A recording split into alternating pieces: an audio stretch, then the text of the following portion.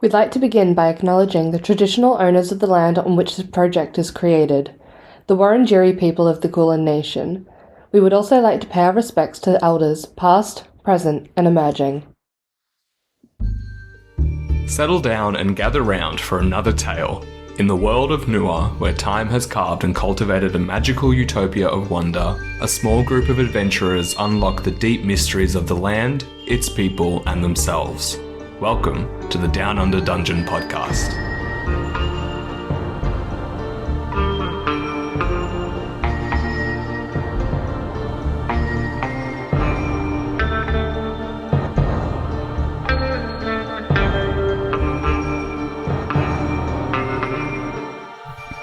My dearest Susanna, we finally have direction.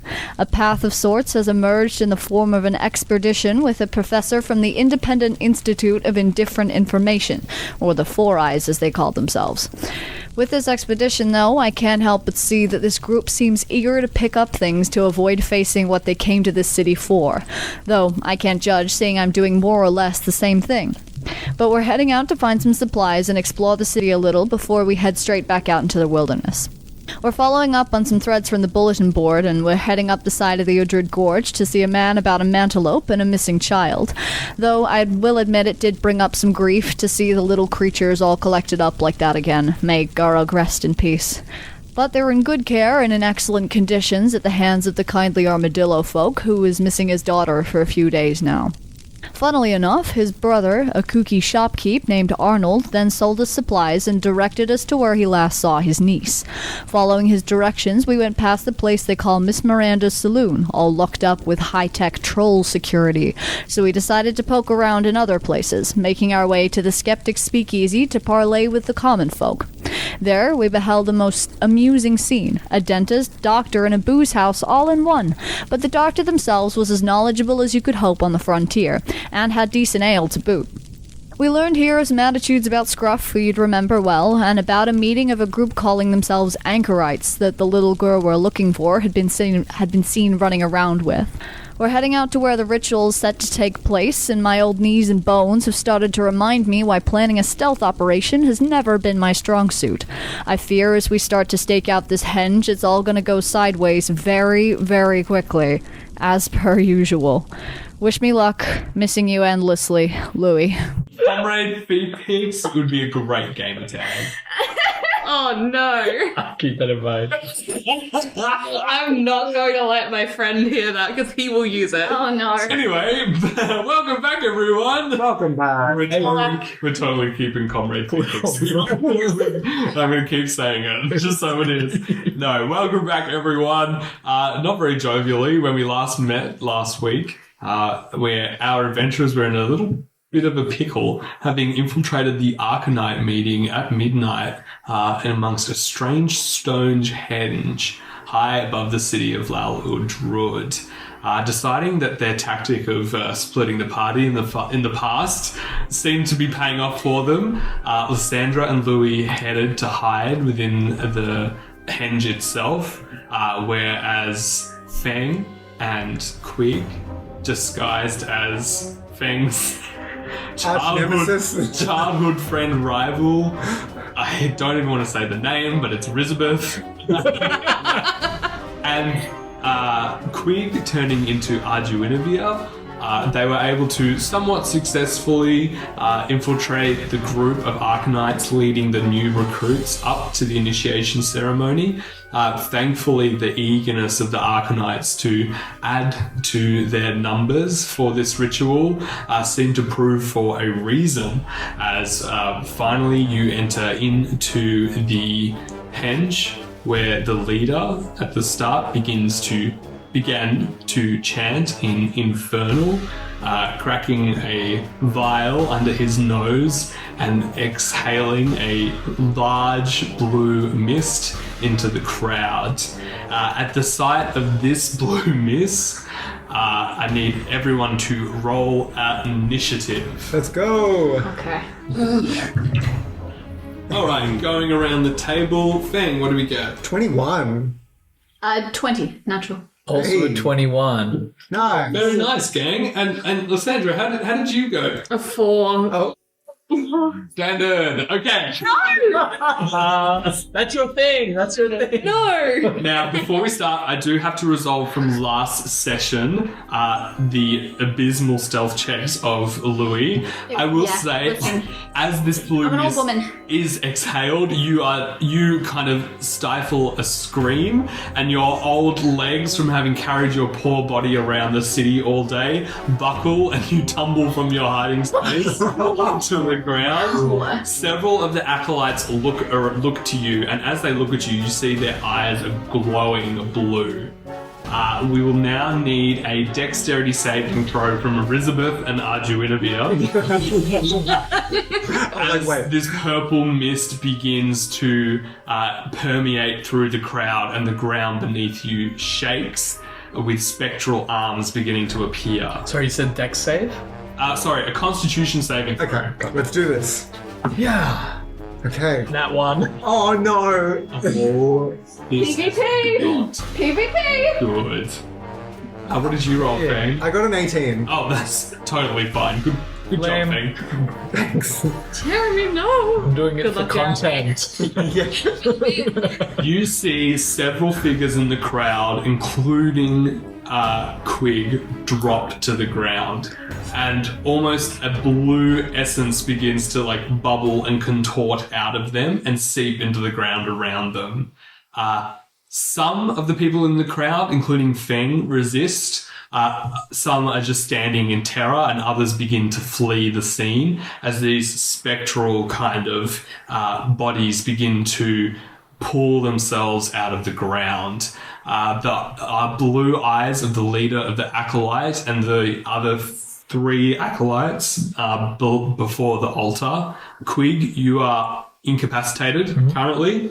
And you can feel your last thought is almost like a draining sensation from your essence. It's not your blood running cold, but it's almost like the power to move your body is drained from you, and you are incapacitated. Gotcha. That was such a low DC, but and that one is a nat one. Feng, you resist this.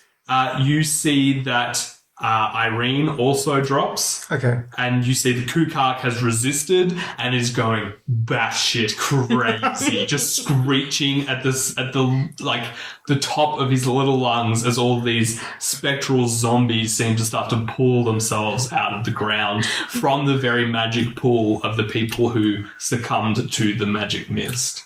Wow, okay. And do I get the sense that those with the blue eyes, are they also going to, are they aggressive towards us? Well, you're first in initiative, so let's say you can make your turn. So what type of tech would you like to make? What is the immediate danger here, apart from the spectral ghosts? Is that what you're saying? Give me a wisdom check. Okay.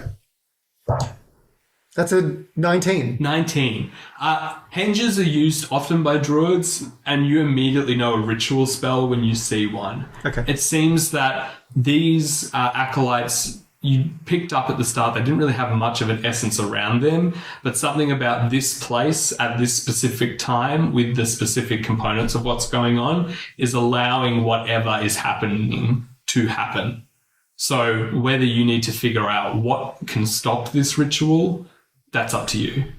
All right. And how far away is Kukak from Irene? Kukak and Irene are at the front of the crowd, right before the 3 acolytes, probably about 15 to 20 feet away. Yep. Then there's the altar where the head acolyte is standing, and then 15 feet to the left-hand side of them is the sprawled body of Louis, who's just fallen from one of the pinnacles. Okay. Feng is going to, or Elizabeth, I guess, is going to use their action to, and I might regret this, but I'm going to summon Promi. I want to summon Promi, I guess, next to some of these spectral hands and try to do damage to them as this happens. Can they take fire damage? You find out. They had to make a dexterity saving throw. Okay, you see, you summon Promi in this place where 2 of these spectral zombies begin to pull themselves out of the ground. They need to make a dex save, was it? Yeah, DC 14. Surprisingly, not very dexterous. 1 passes, 1 fails. Okay, the one that failed takes 5 fire damage. That is my action. As my bonus action, I'm going to command Promi to move to Irene and teleport her away. So he has an ability called Fiery Teleportation. The spirit and each willing creature of your choice within 5 feet of it teleport up to 15 feet to an unoccupied space you can see.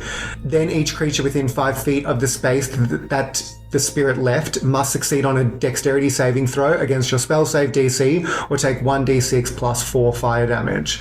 So is there any hands around Irene and can I teleport her away? There are the acolytes and there are Qwig around Irene.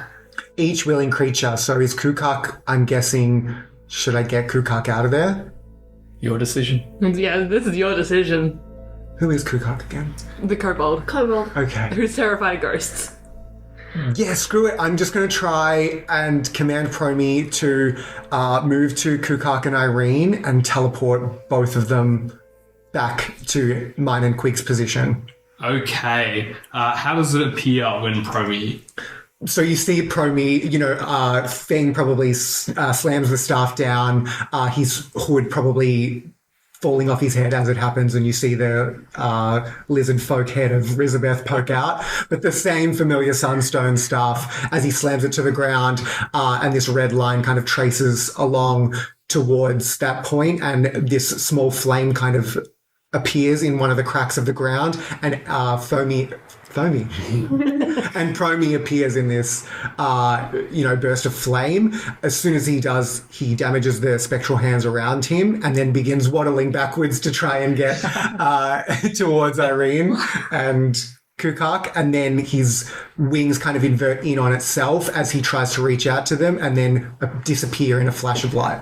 You see, Irene is just so frozen in fear at this moment. Qwig sees this flame, these spectral hands and bodies coming out of the ground, and this bird back walking to him. He just screams, "No, please, just take me now, get it over and done with. I don't want it too much anymore." And then a burst of flame. The two reappear at your side. Qwig still screaming. Stop screaming! We need to fight these spectral hands! Fight the... Yeah, I'm just gonna fight the spectral hands. Yes, you can. I'm sure you can. What abilities do you have? It's called running away. And he turns to run away. Feng face palms. Feng, that is your turn. Yep. Qwig, you are up next. Nice. I'm incapacitated. Oh, right. Was there any spectral hands where Promi disappeared from? Same. Oh, sorry. There were acolytes where Promi disappeared from. They have to make a dexterity saving throw, actually. Sorry, before we do... What's your DC? 14. One fails? The one that fails takes 5 fire damage. How?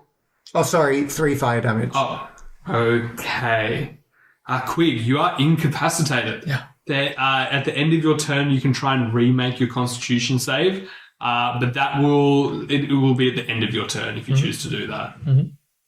Do I have to do anything else? As in, I'm just incapacitated. Your life essence has been taken from you. You're not dead or anything, but it almost seems like whatever this ritual was has kind of borrowed your power for a moment. Gotcha. And so it's almost like an out-of-body experience a little bit where you're looking down on your own incapacitated body, but you don't seem to have the will or the power, the willpower to interact with the world around you. Yeah, I think I just try and will myself to move towards Feng, and that's it. Alright, re-roll your Constitution save. Thank you. 6. That one, it's a 15. 6. A 6 is not going to do it. I'm so sorry, Qwig. Blasphemy. That's what you get for that one. Louis, unfortunately your hiding position has been compromised. Yeah. Your body has once again failed you. You are also prone. Yep. So I've just gone down the cliff. I'm prone, I have to stand up. Yeah, so Yeah. half your movement. Sweet. And then looking out, do the people who are currently incapacitated, can I make an insight check, an arcana check to see if they could be brought up? Yes, you can make that check. I'd say I want to give you insight, but this is pretty niche, so it's going to have to be arcana. Okay, no worries. Okay. That's not bad. That is a 21. 21. Very nice. Wow. Louis, this is very unsettling to you. Yeah. Especially considering your condition. Yeah. And this, you are looking at this with a critical eye and an introspection here of, it's probably why you fell out of the pinnacle in the first place, was seeing these people defy death. Yeah. Which is something that, you know, in the world and the circle of life is not celebrated, and all of a sudden it's being willed in front of you.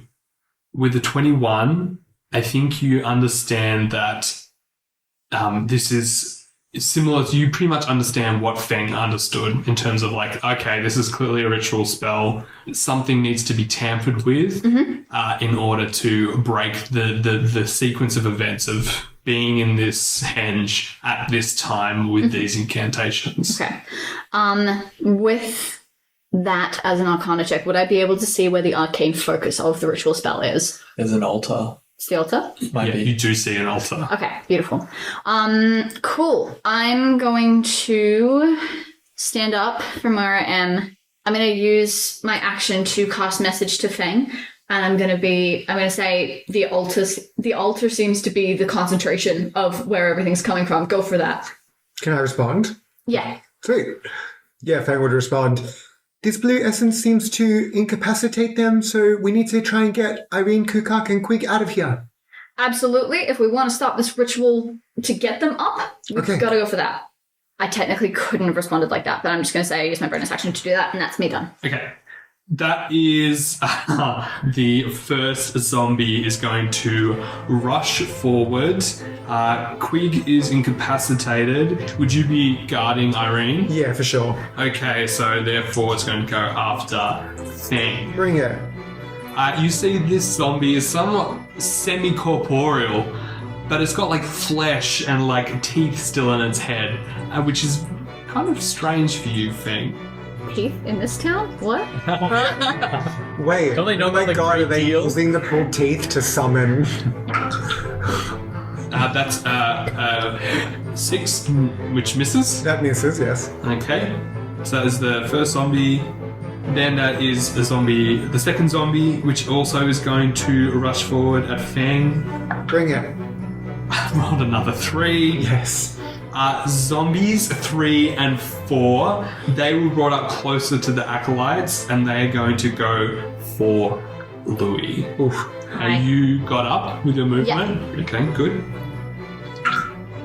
Does a 16 hit? Yes. Does a 13 hit? Yes. Ooh. That's 2 hits on Louis. I am an old lady with a very low dexterity score. That's 5 points of bludgeoning damage. Ouch. As these zombies just start to like swing down on you, claw at your clothes. Senseless, completely mindless. That is the acolyte's turn. You see the main acolyte is still chanting, but the 3 that were maintaining the crowd control are now looking to the biggest troublemakers. One is going to run back to the main anchorite who's chanting and give them the help action. The other 2 are going to cast a spell on Louis and on Feng. I'm going to need a charisma saving throw from Feng and Louis. Alright. 9. 18 for me. Oof, you pass. Louis, you are under the effects of the Bane spell.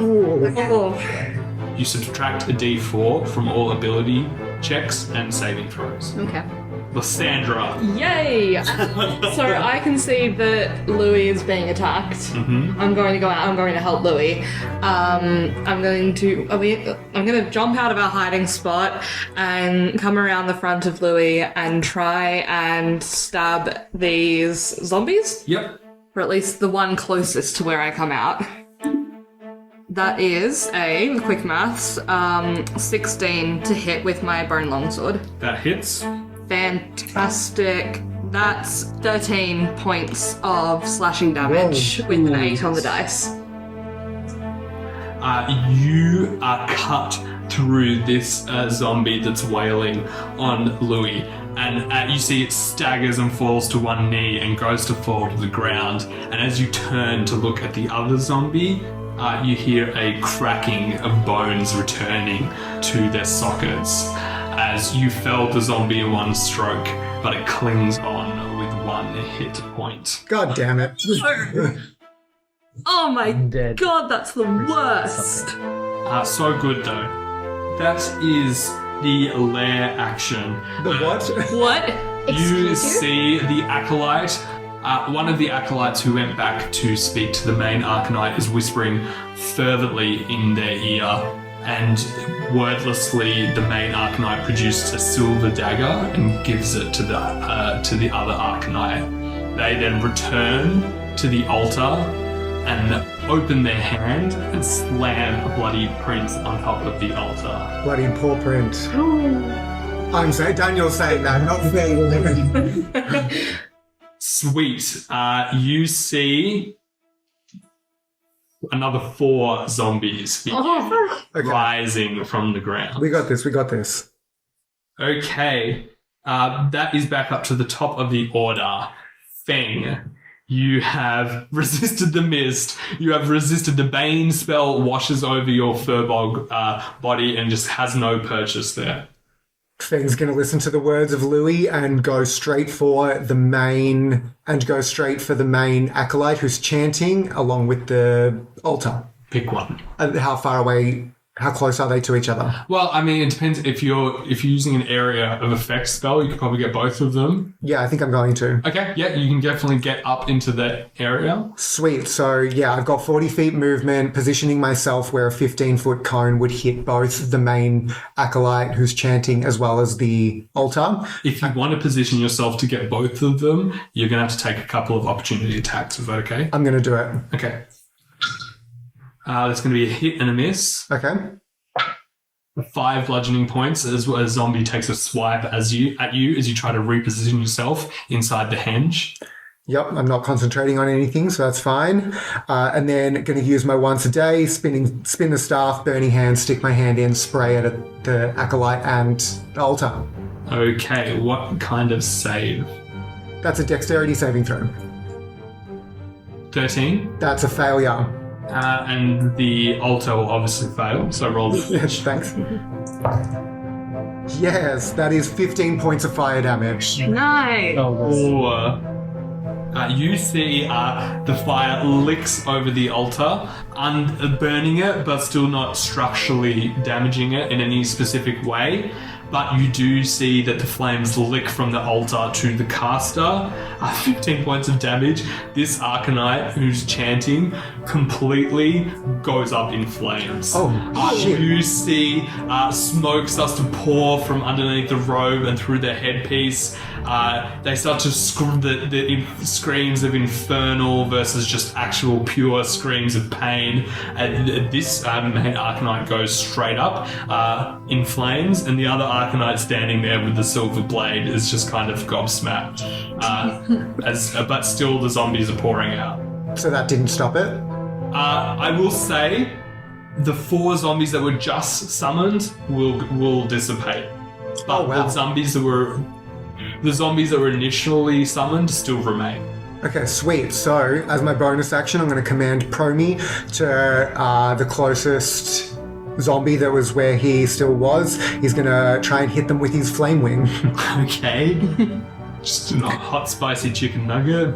Promi, use flame wing. yeah.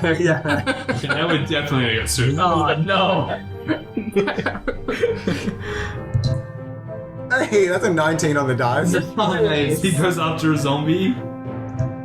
And he does 6 fire damage. 6. I'm gonna say he goes after the zombie that was originally where he was summoned from. Yes. And you see that zombie also goes up in flames. Sick. Oh. But you see as Promi begins confidently preening his feathers after eviscerating this zombie, the charred flesh, the charred translucent flesh begins to reform and the zombie pops back up with 1 hit point. Double tap. I know this. And that's my turn. Okay, Qwig, no one has bothered to wait. Is that something we could do? You could try. You are having an out-of-body experience here. What are you focusing on in the arena? Can I can hear what's going on. I can see. I'd say it's not so much tangible as senses, but you are cognizant of what is happening around you. I think Qwig's mind is racing through every spell he knows, every bit of like arcane knowledge, and he knows so little about necromancy, but I think he is, while he's still not able to move, he's thinking about everything he could possibly do to help. And he's like, I know my friends are in danger. Maybe I know magic the best here, but I don't know how I can help.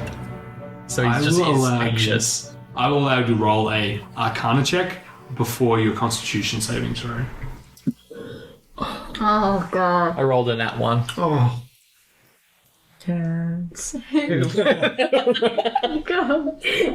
As someone who is no stranger to interdimensional travel, this is truly horrifying for someone who constantly relies on the senses in terms of illusion, and you are almost like removed from that process. Like being unable to be perceived is pretty terrifying.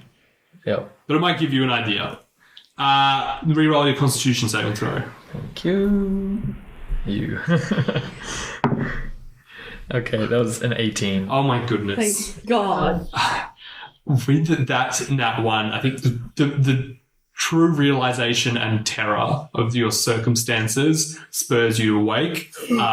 This is the end of your turn, but you are conscious. Great. And you are ripped away, and one of the zombies falls unconscious. As soon as Qwig wakes up. Yeah. Gotcha. Okay. Lady Louie. Hi. I'm going to look at the guy who's holding the knife over the altar. Yes. And I'm going to cast Dissonant Whispers at him. Do you just have to be able to see them? I believe so. Yeah, you can definitely see that person. Yeah. Go for it. Cool. The con save. Wisdom save. Fails. Cool. Yeah, it takes 8 points of psychic damage. Oof. Almost, you see this Arcanite drops the silver dagger and clutches the side of their heads and falls to the ground. They are completely gone. Oh, sweet. So you just have the 2 acolytes left who are casting spells. That is... Oh, hang on, I had Bane. Bonus action? I also had Bane on me. Oh, yes. Sorry, you have Bane. No, that's good. That doesn't help. That doesn't mean anything for... Wouldn't have changed it. No, it's attack roll or saving throw, but yeah, cool. Just checking. Okay. That is zombie number 1. She's going to go after Feng. How many zombies are there left? There is 1, 2, 3 zombies left. Okay. That is going to hit 19. That hits. That's 7 points of bludgeoning damage. Okay. That's zombies 4 and 3. They are around Louis and Lysandra. They're going to take a hit on either of you. And does a 9 hit? No, my AC is 11. And then Lysandra, 5 misses. Okay. Quietly. Okay, that is the zombies, and now that is the acolytes' turn. They're both still holding concentration, but they can also still cast spells.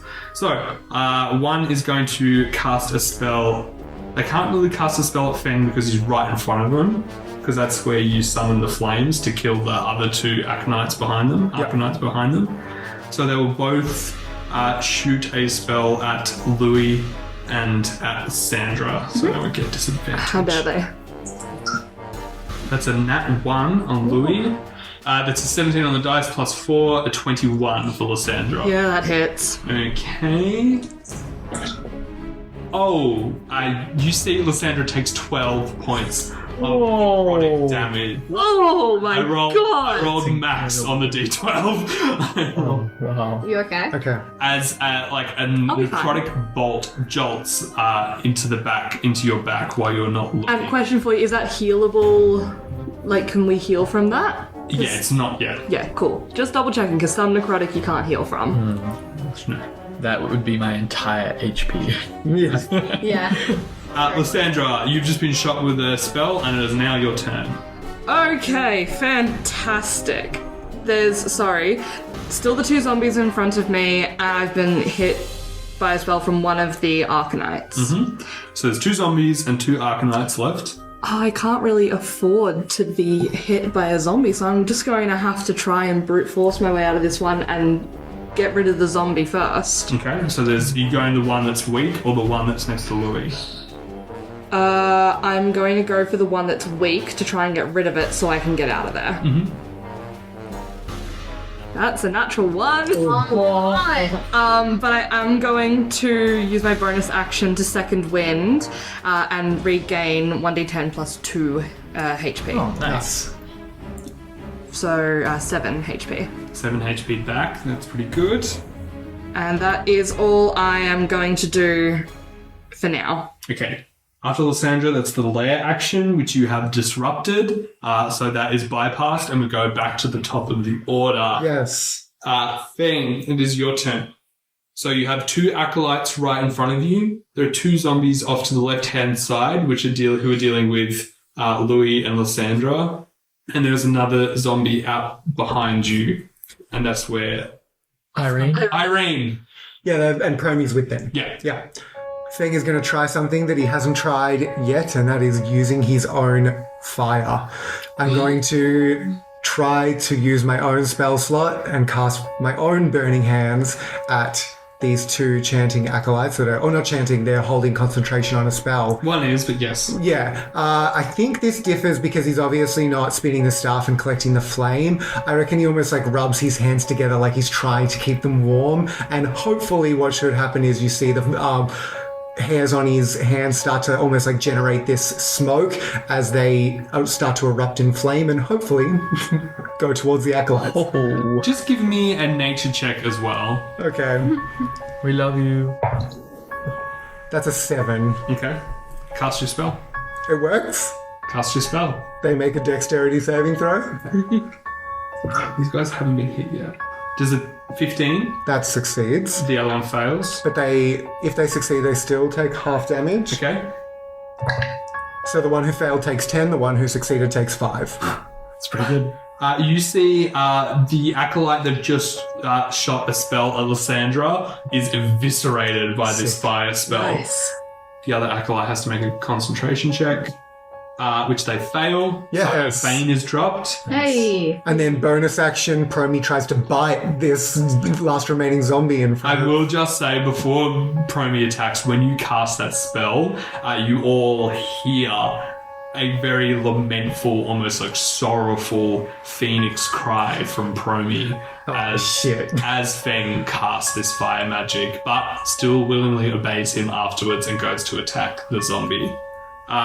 Is it just an attack to hit? Just an attack to hit, but I don't think I should do that again. No issues there. No, not at all. Promy got a 12 to hit. Zombie that hits. Oh, sick. 7 fire damage. You see Promy almost jumps and flies through the zombie like a fire arrow and reduces his final hit point, and that zombie is down. And you see another one of the villagers comes up from being unconscious in the henge. Sweet. So there's just 1 acolyte and 2 zombies left? I think so.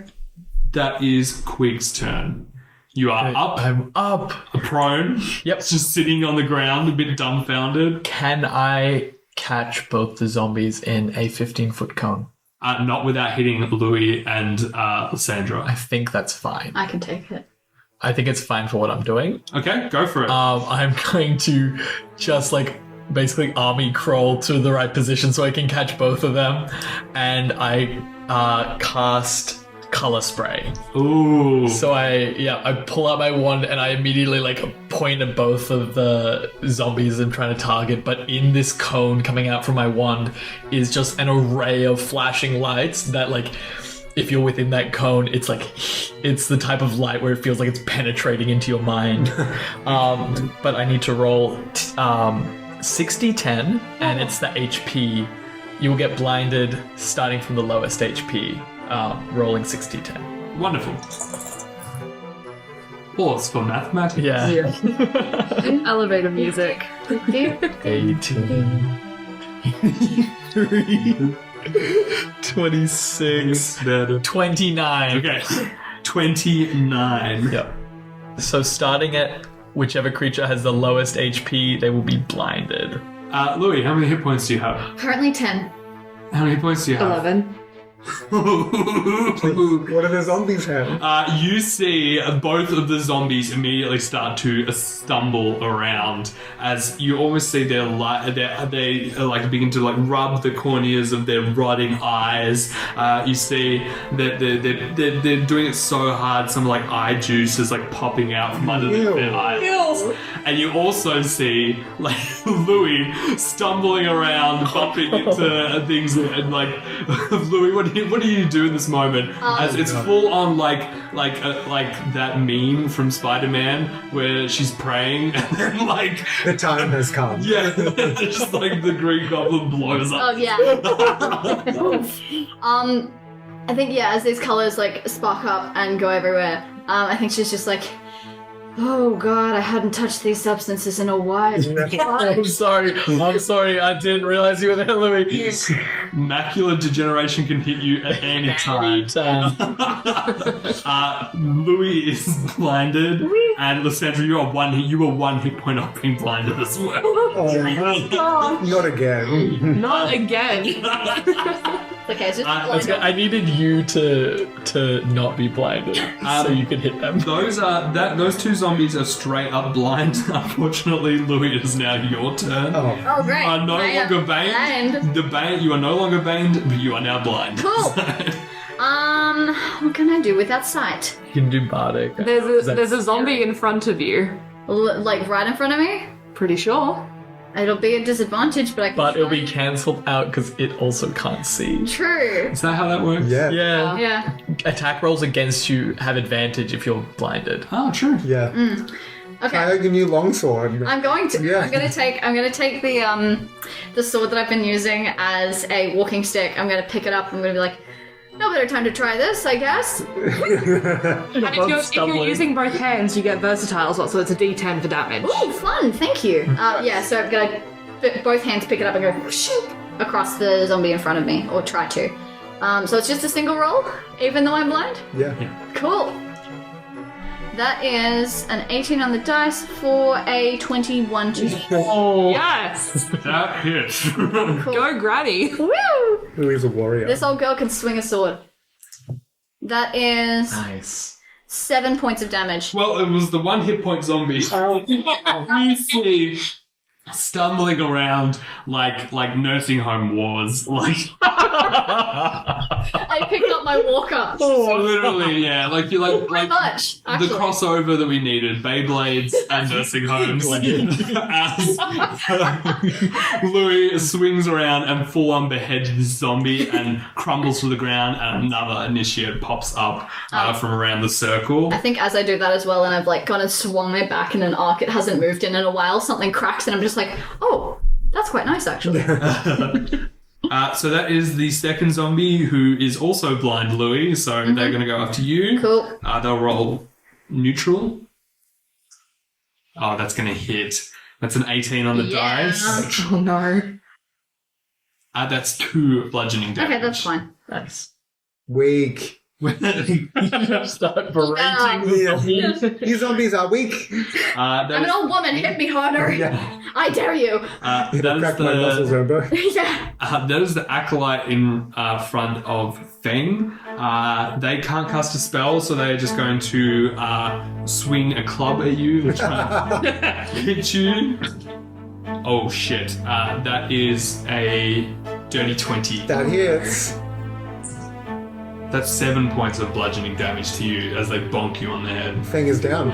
Oh no. You see, with a mighty bonk, Promi lets out a and then is gone. No, Feng No, stays. Promi stays. I'm pretty sure. It would say if it disappears if you're incapacitated. If you are incapacitated, Is that the same as unconscious? Yeah, you become incapacitated when you're unconscious. Yeah, if, the spirit manifests for 1 hour until it is reduced to 0 hit points until you use this feature to summon the spirit again or until you die. So Yeah, so you're still alive. yeah, if you are incapacitated, the spirit can take any action of its choice. Ah, so Promi gets to act independently. Okay. You hear the quick, like a panicked squawk from Promi as the sickening crunch and Feng falls to the ground. Feng! What happened? What happened? I can't see. Feng's down. Oh god. Lysandra, that is your turn. Well, given I no longer have the zombie in front of me, I'm going to run over to Feng and go straight for the... There is still one in front. No, I had the weak one in front of me, which Louis killed, and then there was the other one. Yeah. So even if it can reach me, I don't care. I'm going straight You up can't get to opportunity attacked by it. It can't see. Can't see. Feng. Exactly! Oh my gosh. So yeah, I'm going to run straight over to Feng to the Arcanite, and I'm going to take one big swing at it, so swinging my sword around and up towards them. That's a dirty 20 to hit. Nice. That hits. And 6 points of slashing damage. You slash into their robe, but they are still standing. Okay, I'm going to use my other action to action surge, please. And I'm going to then just roundhouse my sword and swing around the other side to keep trying to kill them. With a 16 to hit. That also hits. Please be nice to me, D8. It's better, that's 9 points of slashing damage. That will kill. How does Lysandra dispatch this Arcanite? So I think swinging the sword in once doesn't work, and she musters up the strength within her to basically like swing it up above her head and then around through the waist of the Arcanite, and then literally drops the sword and gets down to Feng and tries to like help him or do something. She doesn't really know what she's doing. As soon as the sword cuts through the last Arcanite and the blue light leaves their eyes, the last zombie falls to the ground, and there is an eerie beat of silence and dripping blood. And then all of a sudden, you just hear... Irene just begins to uncontrollably sob from a little while back in the hedge. Immediately, I'm going over to Feng to cast Cure Wounds, bring him back up. Are you still blind? It would last until the end of my next turn, so you'd be unblind by the time you'd act again. Anyway. Yeah, okay. So that's gone? Mm-hmm. Okay.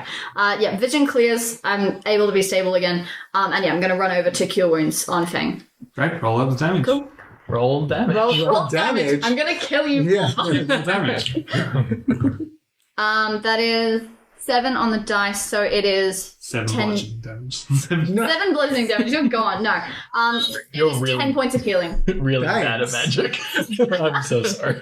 Feng probably stirs and goes, that dream wasn't as exciting. There was less rainbows. What about blood? Yeah, were you crying blood? My own blood. And you see, Promi walks up and starts to take a nap on your chest. You're like, I do actually want to do maybe like an insight check or a perception check on Promi. Does he visually look any different after I cast my spell? make whatever, like, nature or insight. It's up to Okay, you. maybe do animal handling. Yeah, you can do animal handling. That's a 12. You guys see Feng picks up Promi like a farmer, like looking after his chickens, like picks him up by the legs. Promi is completely calm and goes to limp, and Feng takes like time, like looking through his feathers, like making sure there's no bent ones. It looks the same to you, maybe a little bit bigger, but you can't say so for sure. Promi, are you okay? You see Promi just kind of like chirps at you. How did it feel for Feng casting that first spell? It almost felt like he was making the decision that he wasn't going to do his initiation test anytime soon. I think that was the decisive moment of these powers and Promi have been sent to me as a message. I need to follow these and investigate what is happening, what causes these things to happen, and the only way to do that is by tapping more into the magic, considering I saw the rainbow for the first time through Chromie, and then the dreams I saw the rainbow and heard the phoenix cry. So therefore, why not try some of the other powers, the other abilities that came to me in that level up, and see if that spurred any more information. And that almost feels like everything became clear in that moment, that this is the direction he was going in, and it was the right direction. What is everyone else doing in this moment? I'll drop my disguise and go to help Irene, or just check in on her. Yeah, I think I'll also go over with you. Hey, kid. Hey, it's all right. It's all right. Your dad's been looking for you. We're going to take you home. Oh, please don't tell my dad I was here. He's going to get so mad at me. Okay, It's all right. We won't. We won't tell him. We'll just get you home safe. Here, have one of these. And I hand her a little hard candy. You see a long armadillo nose. She sniffs it quizzically and takes it, unwraps it. I was just so sick of them being so mean to my people and people like us and these people, they were treating me different. They made me feel special, but I didn't know what special meant. This doesn't seem too special to me. Oh, I think they were they were taking advantage of you, I think. I'm sorry. What, do I look like someone you could take advantage of? This big snort, big goober. She's sucking on this hard candy. Do you think do I look that gullible? Oh. Make a deception check. Can I get your help with this? Actually, are you? Yeah, you proficient Are you deception? proficient in deception? No. Damn it! No, dude. That's a natural one. Sorry, that's a natural one. She starts crying again. It's all right. We all have lessons to learn. I don't know much about this place either. It could happen to any of us. What's everyone else doing? I think Lysandra has gotten back up very quietly and is just and has just grabbed her sword and her shield and is going over if the body of the Arcanite is still there with the silver dagger. She wants to take the silver dagger. Yeah. You sure can. It is a normal dagger, but it is silvered. Cool. Does it have any insignia on it or anything like that? It seems like a pretty run-of-the-mill, ornamental dagger. Yeah. So you take your time to regroup, bolster Irene, but it becomes apparent to you guys that maybe walking a young child through the streets of Lullaby in the middle of the night might not be the best idea. Meaning you're on the wrong side of the gorge to get this armadillo person back to their father. I would like to inspect the area. Is there any residual necromancy still kind of happening? Is this location itself super significant? I remember recently someone mentioned about this land being built on the old Circle of Stone or something. Mm-hmm. So I'm wondering if that's got anything to do with this.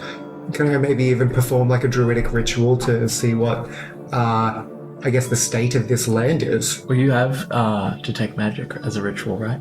I do. Yeah, well, it makes sense to you. Yeah, let's detect magic. Okay, you cast Detect Magic and begin walking around the henge, looking for traces of druidic magic. This doesn't seem to emanate with too much druidic magic, especially considering it would make sense to you that the druids that you've met of the Circle of Stone are nomadic. But it would still reason that they would sometimes frequent this place, and you can't find any regular traces of druidic magic here. The blood print on the altar is giving off necrotic energy, and the altar itself is giving a form of magic. I'd like to just try like grab my sleeve and try to rub the bloodied paw print off.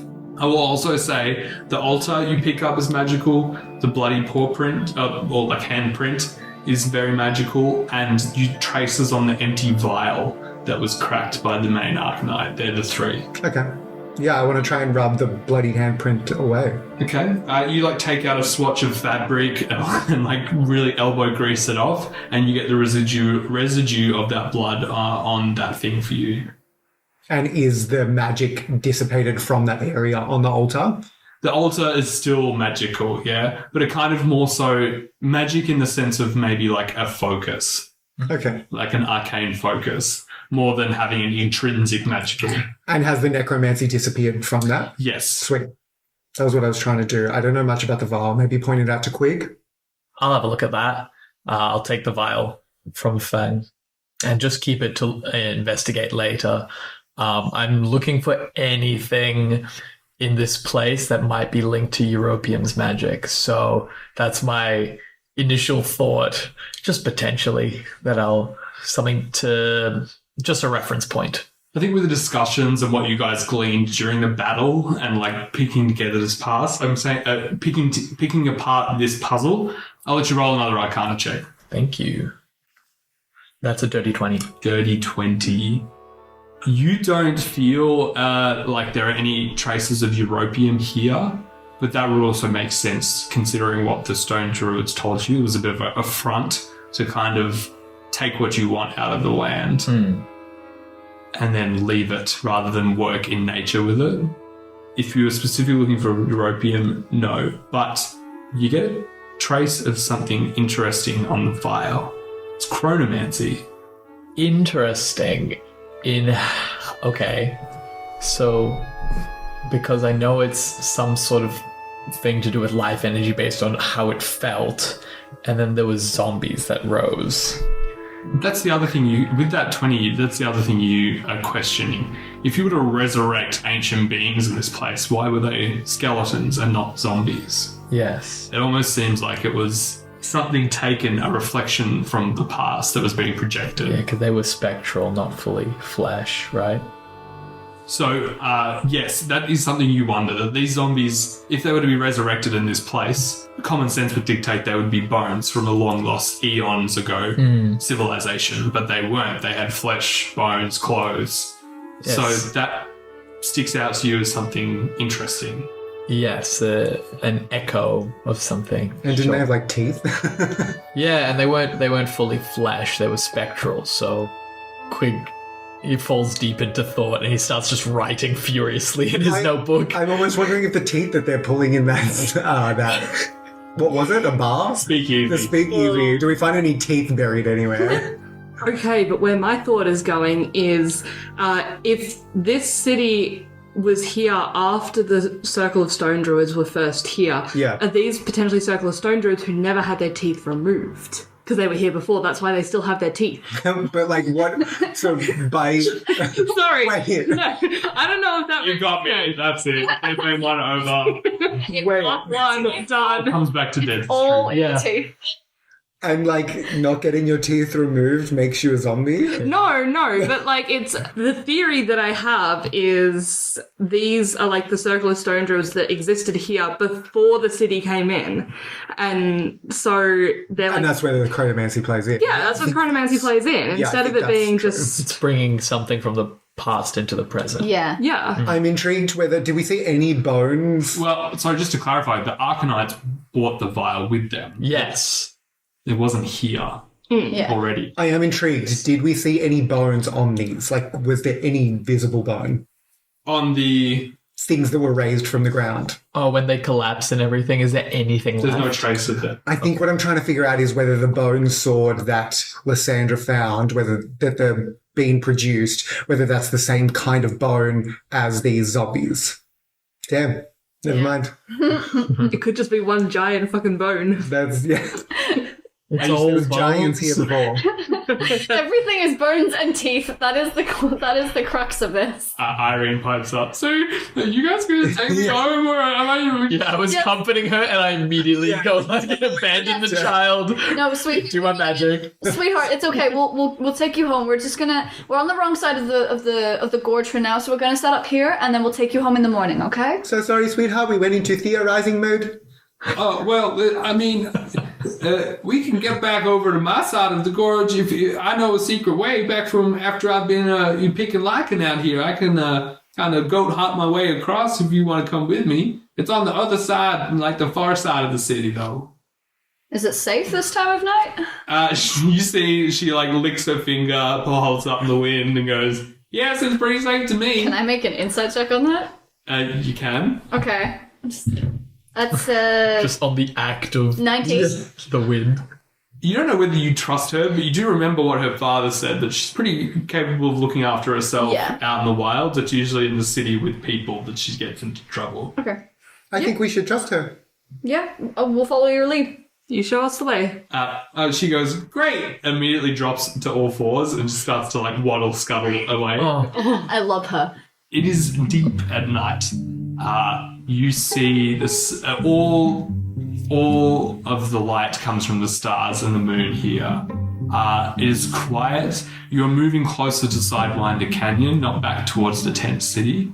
And eventually Irene leads you to a place where the Udrud Gorge is narrow, and you see that there are multiple little mini kind of pillars that form very precarious but high stepping stones for the gorge. You see she, with a nat 20, you see just so deftly, like using her little armadillo body and long claws, she deftly jumps across the other side of the ravine and turns to you guys. Let's go. Following? Do you want to go first, or would you like me to go first so I can catch you? I'm okay with either. This is your choice, Granny. I'll just go first. All right. So just make it's pretty easy, but make me a dexterity check. Okay. My worst. She's a fragile old lady. It's a 9. A 9? Mm-hmm. And you're just jumping across? I'm just going to try and follow what she did. I'm going to need a strength saving throw. I'd be ready to catch her if she falls backwards. You need to specify this before we roll. Okay. It's also a 9. Oh my god. You see Louis, for some reason, maybe she does have sundown syndrome. This is joking about me, not my character. Leave Louis out of this. Well, I mean, you not having seen her fall from a rock once, the 2 is a charm, and you see Louis slip. You take 3 slashing damage as you try and hold on to the rocks, and you see Louis dangerously 300-foot drop to the bottom. Hi guys, help. Yeah, I'm going to go straight over and try and pull her up. Thank you. Give me first of all, give me a dex check to get across. Oh no. Sorry, I had to just pause there. That's a 3. I need a strength saving throw. Yeah, that should be better. We'll see. Yeah, that's a dirty 20. You are able to hold on, but also are in a similar position. You don't take any damage. Bang! Also, Bang! Okay. I'll get Promy to hover down to them and then teleport them back. How far is the other side? I'd say this is about a 20-foot long, a 20-foot wide ravine. That's very convenient. Sweet, because Promy can teleport 15 feet. Oh, sweet. So he'll try to just get them to one jump from the end. Okay, no worries. And do you cross as well?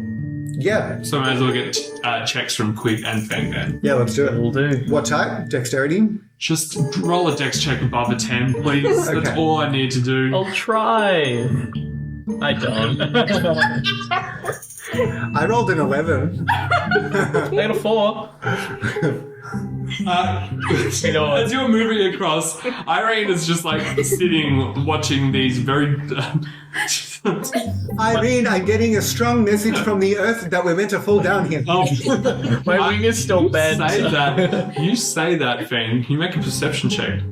What do you mean? Oh no. The earth calls. The earth is hungry. That's a 9? Even with a 9, you look down into the ravine and hear the signs of life and civilization from the city have completely diminished. There are no more clusters of carved homes or houses. And you notice at the bottom of the gorge is an emanating light blue glow.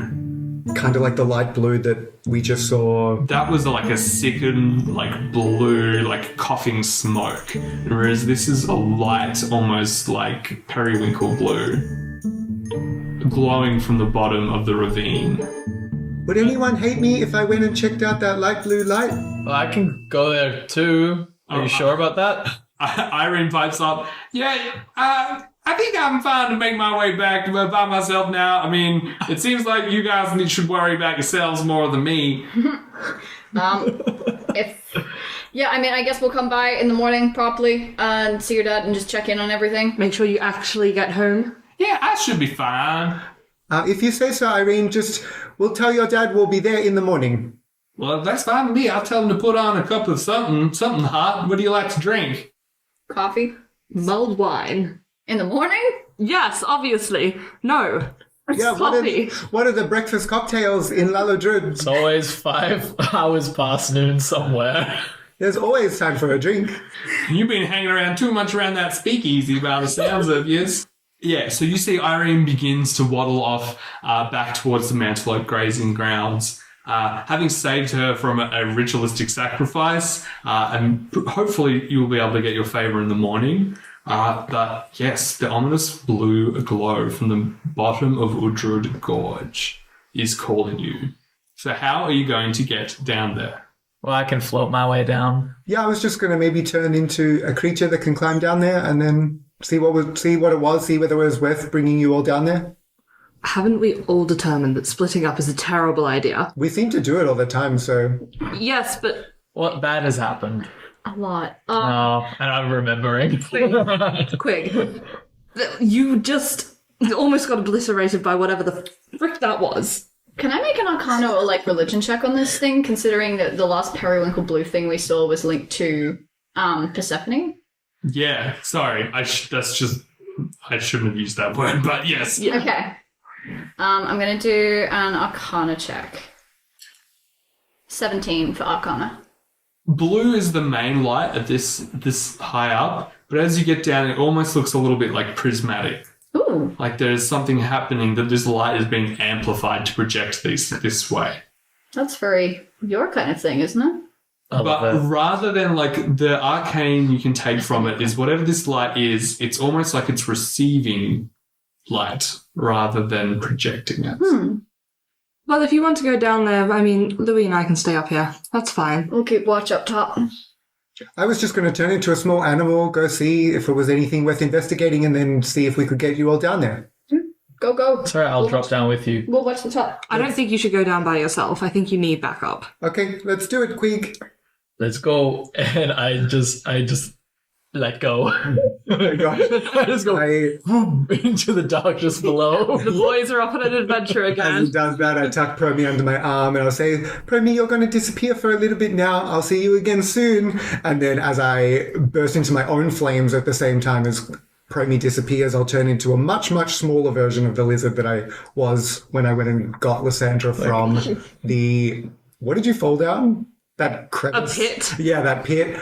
But this one's got 20-foot climb speed. So more gecko rather than goanna. Much more gecko. Wonderful. As you begin to traverse, it is a long way down. It's a good 5-minute descent for you, Qwig, and Feng. Eventually, the dull bluish glow begins to come into more focus. Below you, the space opens out into a large circular area. It's almost if it was carved from the pooling of an ancient river. The sandy ground has been arranged in a vast moonstone rock garden. Several druids, clad in grey, presumably stone druids, delicately pick their way through the garden, carefully brushing the stones and dust from these moonstones and readjusting them in a particular order. You can make a nature check if you want for me, Feng. Okay. 16. With a 16, and given the fact that you approached the circle from above and not the side, it appears that these stones are mirroring the constellation of the stars above. You do notice towards the entrance of this space, there is a rather large Earth Genasi who seems to be monitoring the entrance to this circle. But you do see on the far side, it continues down further into the gorge, presumably into the beginnings of Sidewinder Canyon. I can't do anything. I'm a small lizard. I can't even talk to Yeah, I land. Qwig. Does anyone notice me land? I mean, if you're trying to land quietly, I do in that moment as I'm sussing it out. What's going on? I'll try and land quietly. 14.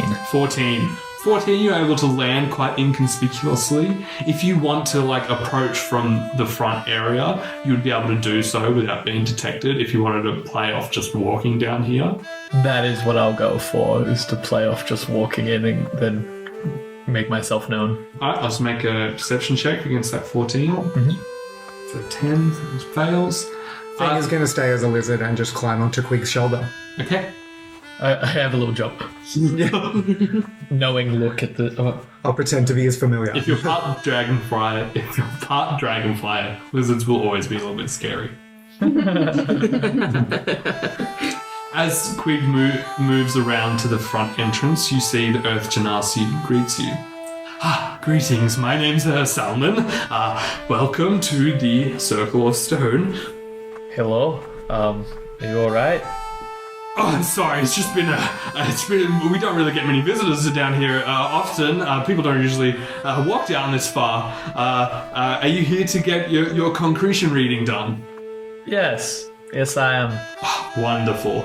Well, as you can see, these stones are arranged in a way that channels the divinity of the stones from far, or in gestures up to the stars. For they were once part of this world too, and can still carry wisdom. They whisper to us secrets and truths as a reflection of our very essence. Would you like to give it a go? Okay. And Qwig is like, this doesn't sound very scientific at all. Wonderful. Well, given the Circle of Stone has always been very gracious to the denizens of Laldrud, giving them access to our lagoon and everything, we do encourage a small donation for this service, whatever you can spare. Is this alright? I pull out 2 gold. You see, very stiffly, the Earth Genasi goes, yes, I guess that is a donation, and takes the 2 gold from you and offers you to enter the circle. Alright, I go in. As he does this, Feng will just stay on his shoulder. He's obviously a little bit nervous, and so he's just trying to play it cool, hoping that the stone druids don't notice him. As Qwig, you enter this rock garden, you see some of these other stone druids are very meticulously moving through the rock garden. I'm going to need a dexterity check from you not to disturb the rocks as you make it to the central area with Salmon. Sure thing. Just a check or a save? Just a check. 12. 12. You take your time, but eventually you enter the middle of the rock garden where the completely dome, smooth rock has been placed in the center. Salmon beckons you to take a seat. I do so. You see he placed 2 very crumbly fingers on each of your temples, starts chanting in Druidic, and then reminds you, just really open yourself up, all the kind of good vibes, all the good feeling, and just, if you just let this star energy just really take a hold of you. So how do I let the star energy take a hold of me? He's like, humming helps, and I'll get you to make an insight check on yourself. And Feng, I will also need a charisma saving throw from you. Feng's just thinking to himself, these druids are full of it. They don't even know what they're talking about. I get a 21 insight on myself. Feng's charisma save was a 3. You see Qwig, with your role, you finally get a moment of clarity here. You see that clearly these moonstones are kind of like vessels for which these druids can communicate with celestial bodies. Maybe it's divination, maybe it's some kind of abjuration, but whatever it is, it definitely seems that the people who are using this for the processes to make money aren't using the space for how it was intended originally. Even saying that though, you do have a moment to pause, and what is going through Qwig's mind at the moment as he has this pace? It's fully quiet here. You don't know whether it's magical. I think Qwig was very agitated by just being told to open up to this thing. But as soon as it starts kind of clicking for him and he does relax into it, he sees a bit of wonder in like a kind of beauty in this kind of practice that he otherwise would not have. Feng, with that charisma save, you enter the circle and start to feel sick. Like you're not welcome in this circle. Like your very presence here has been willed away by the land itself. And sitting on Qwig's shoulder, you almost feel like something's ripping at your wild shape and trying to force you back to your original form. Can I immediately try to climb away?